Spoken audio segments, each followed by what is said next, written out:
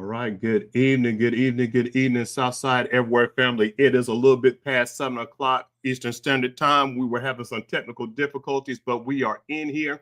StreamYard is StreamYarding, but we will go ahead and make a way anyway. So it is Monday night. It is a Monday night. It's 7 o'clock hour, and you know what that means. It's time for the MMR, the Monday Message Recall, the opportunity we take to recap the sermon that was delivered this past Sunday at the Southside Church of Christ in Durham, North Carolina, by none other than Brother Orlando Thomas. He came back, y'all. He has been celebrating. He's been there, but he was taking some time from the pulpit so that we could celebrate homecoming. And and also his appreciation, his pastor appreciation and anniversary month, 10 years of service at the Southside Church of Christ. But he made his triumphant return to the pulpit on yesterday, and he sure enough had some fire for us on yesterday evening. So you know the rules here. Go ahead and get the names. Go ahead and get your mom and them, your cousin them, your daddy them, your friends and them, your mans and them, your girls and them, all the names. Come invite them to the conversation on tonight so that we can go ahead and recap this sermon that was delivered on yesterday. And tonight I am rolling solo, but that is all right. That is okay, because I know that you are going to help me on this evening to be able to share and to discuss the sermon that was delivered on yesterday. So as a rule, I am, let me introduce myself. I'm Brother John Merriweather, the online minister for the Southside Christ in Durham, North Carolina. So come on in here on tonight. You know the rules. Go ahead. Somebody dropped the sermon text and sermon title that we had on yesterday, and we will get into the conversation on this evening. And you can find us every Sunday morning, 9:30 a.m. Eastern Standard Time at the Southside Church of Christ, Durham, North Carolina, 800 Elmira Avenue. You can find us either online or on the premises. You can find us online at the main Southside Church of Christ, Durham Facebook page and YouTube channel. And also, if you're looking for a spiritual community to be part of, to foster your spiritual growth, you can join us at Southside Everywhere. And I will drop the link here shortly into the chat so that you can join us and be with us as well. And so as we march into the month of November, we are focusing, if you've been here anytime at the Southside Church of Christ, you know that we have incorporated things for every month. And this month, we are speaking of reward. We are speaking of the reward that Christ blesses his followers, his disciples with as they move through this life, and as they move from this life into eternal life. There is a reward that we are striving for. And Brother Thomas shared on yesterday. Thank you, Sister Henderson. I see you there. You put in there, go hard. 2 Timothy chapter 4, verse 6. And that's what we are talking about. He started a new sermon series talking about you can't lose, reminding us of our position in Christ, that we cannot lose this race. As you have heard time and time again, this race is fixed. We are already destined to win. And if we realize that we are destined to win, then we might as well go all out. We might as well go all in. Hashtag our theme for this year, all in. And if we're all in, we might as well go hard. And so on this evening, we will start with the text. I'm going to pull it up here, and we'll give you a condensed version of this since we are running a little bit behind. But we are going to go over to 2 Timothy. The chapter is 4, and look at verse 6. And I think I'm going to throw in verses 7 and 8 as well, so that we can get a good context of the discussion for tonight. And so as we look at this,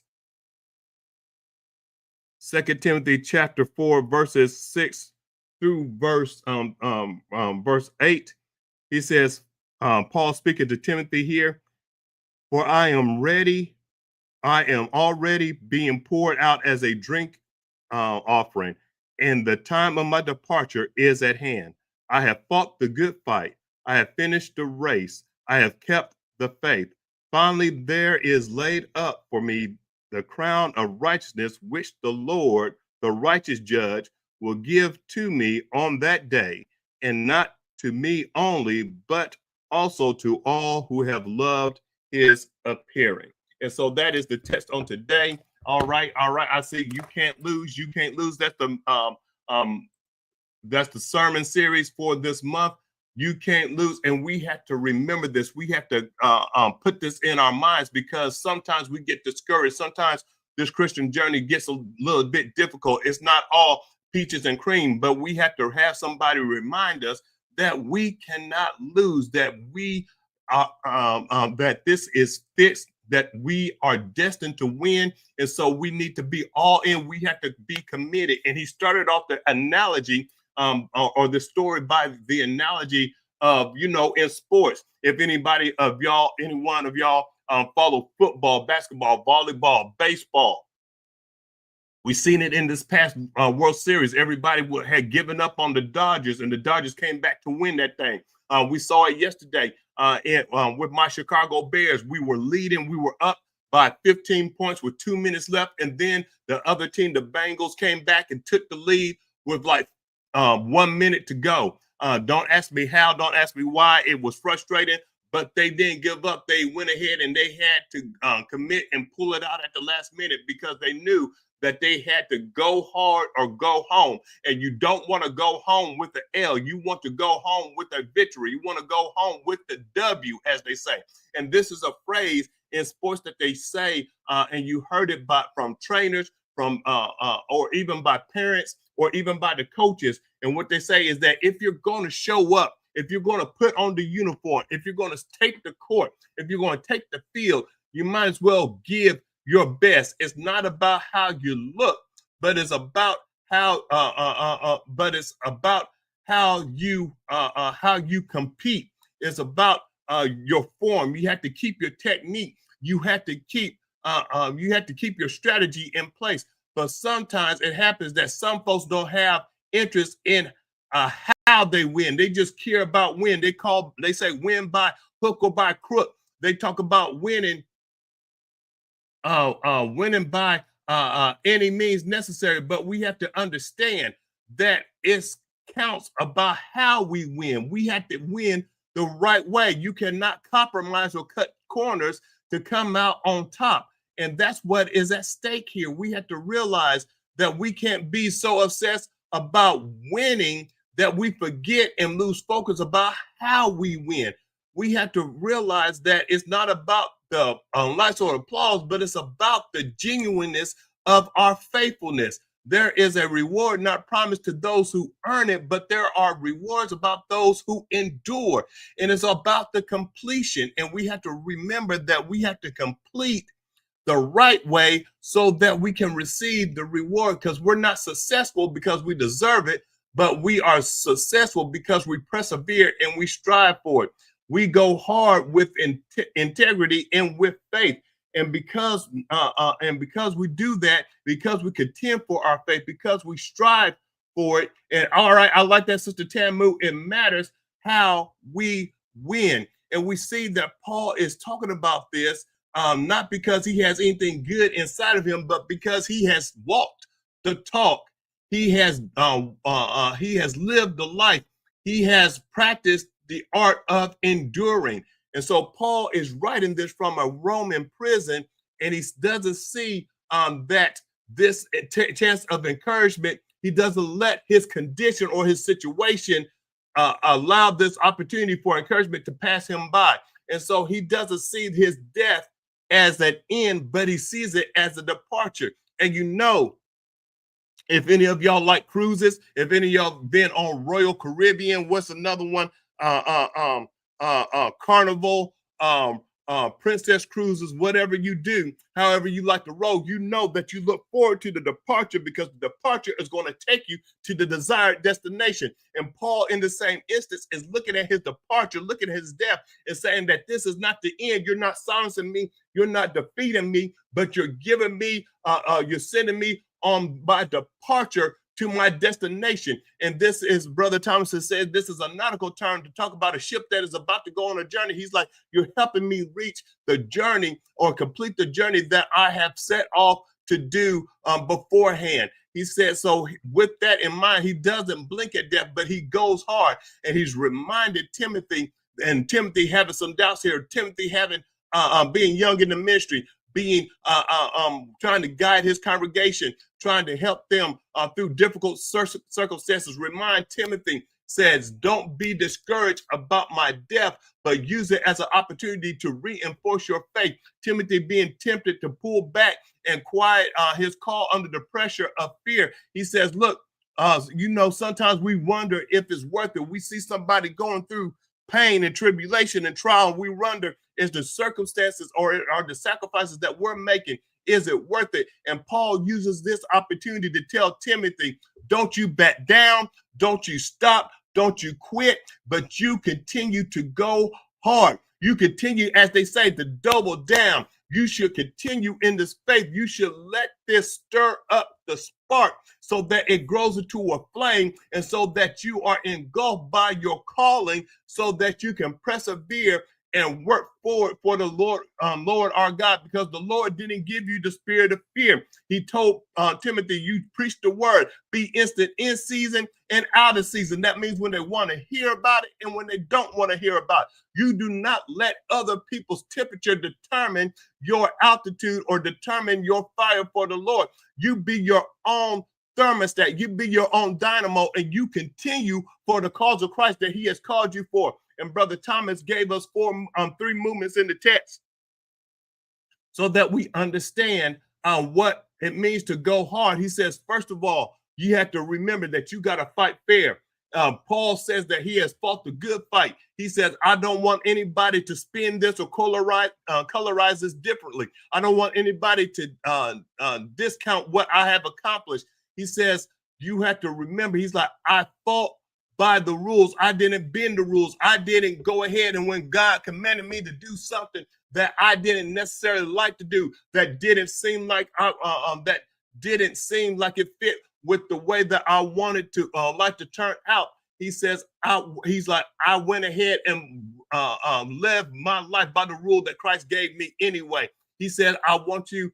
Sometimes he's like, sometimes the calling of Christ may seem preposterous. It may seem out of date. It may seem archaic. It may seem too difficult for us to achieve. But he says, you cannot bend what you don't like. You have to obey. You have to submit. You have to follow. You have to have faith that what he is prescribing, what he commands us to do, is in the best interest of our souls. And so we are living in a time and date where people will bend the rules, and we say just because we don't like what God is commanding us to do, that God knows our heart. And that's the whole thing. God knows our heart. That's why he's commanding us to do what he says in his word, because the heart is deceitful above all things. It will have us thinking that we are doing the right thing, but our intentions and our path that we're following is not what God will have us to do. And so we have to remember that Paul gave several examples. He gave an example of a wrestler, of a boxer, and of a gladiator, that we must fight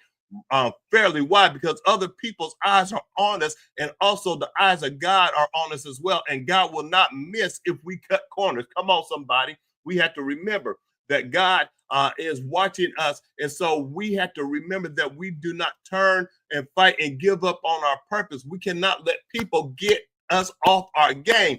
And if you participated in any type of sports, that people will talk that talk to get underneath your skin. They will do things that irritate you. And some people will talk about how you're living for Christ. They will demean and downgrade your walk. They will tell you that you are that you're not all that. They will tell you that Jesus stuff doesn't make sense in this day and time. But we have to remember that we're not focused on what they are saying, but we're focused on giving God glory. We cannot focus on getting even with them because of what they said and even how they treat us and what they do to us. We cannot focus on getting our lip back, but we got to worry about lifting up the banner of Christ and following him, because we weren't called into the game. We didn't get called off the bench by somebody else, but we got called off the bench and to get into the game by none other than God Almighty. And when other people wasn't even paying us any attention, God told us that he has a purpose for each and every one of us. And so as I move quickly to the part 2, we fight for God who called us to be and to do. We may be unhappy about what other people have done, what other people have said, but we are fighting. We cannot fight uh, um, just to finish the race, but we have to figure out how we finish it. It's about how we finish. We must walk and strive in our purpose. And so we can't get caught up in shadow boxing people. And what does that mean? When we're shadow boxing people, that means that we focus more on what they say when they're around and not even around.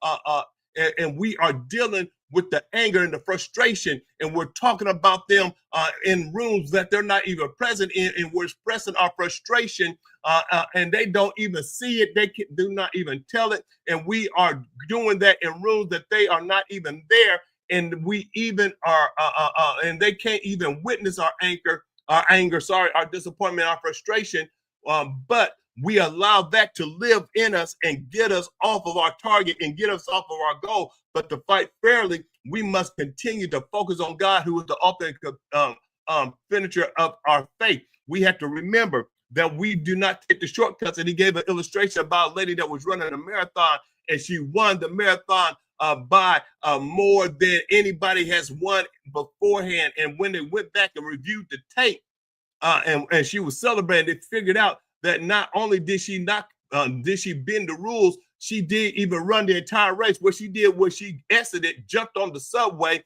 got off, and then ran and crossed the finish line. Some of us are trying to take the shortcut to earning our crown, and we got to realize that that's not how God is not going to reward that behavior, and he will tell us quickly to depart. We are disqualified, and that he never knew us. And then we also have to remember that we got to finish strong. And Paul talks about now being a runner, and he says that he has finished his course, meaning that there was a specific path that was charted just for him, and that he ran and stayed in his lane according to the call that God has put on his life.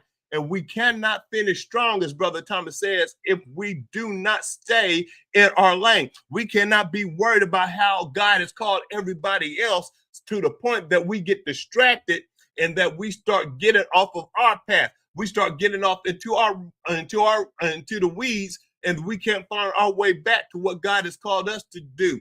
God has marked a lane specifically for you. He has defined a lane specifically for me. And God, if God has given you a lane, you have to remember, run in that lane. And it reminds me of when I was running track and we were doing the relay.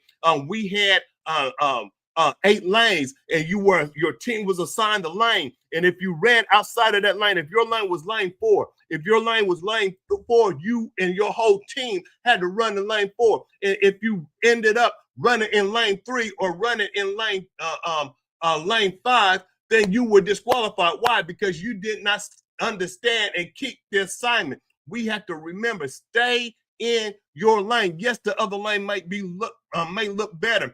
It may look shorter to you, but you are not assigned to that lane, and you cannot win if you are not in the correct lane. It's about finishing, and in the kingdom of God, is about finishing and not winning. We have to finish the race that is set before us. We have to understand what God is calling us to and be steadfast and persevere. It's not about what looks better to our physical eye, but we must understand that God is calling us to a spiritual lane and run into it. And we can't get caught up in what everybody else is doing, even if they are doing, look at this, the wrong things. Sometimes we get distracted by everybody else that is running and doing the wrong to us, and we get discouraged. But even if they are doing us wrong, guess what? We still got to run and stay in our lane. And then also, lastly, as I try to hasten here and get this 4th point in, we have to faithfully protect the fire. And and how does Paul talk about the fire here? Where he talks about the flame, and what he is talking about, and Brother Thomas made reference to this. He's not just talking about the faith of our doctrine, but the faith of our calling. And he gave this example of lap Durham, which is a race known is a competition for being the torch bearer, and it is a relay race. It is a team sport, and what you do is that the people of these in this race run with a torch in their hand, and they could not. The key was that they could not let the fire of the torch go out, because if the torch went out, then you were disqualified. Well, some people say, and so the thing of the race was that while you ran, you must protect the fire. And you may think that as you're running and as you're going into the wind, that the wind will put out the fire. But if you know me, and if you've been near a good barbecue, if you've been on the grill, and you know you got your flame lit, the flame sometimes when the wind blow, it don't put out the flame. Sometimes it causes the flame to spread. And so what you're focused on is that the running the race will help your flame grow.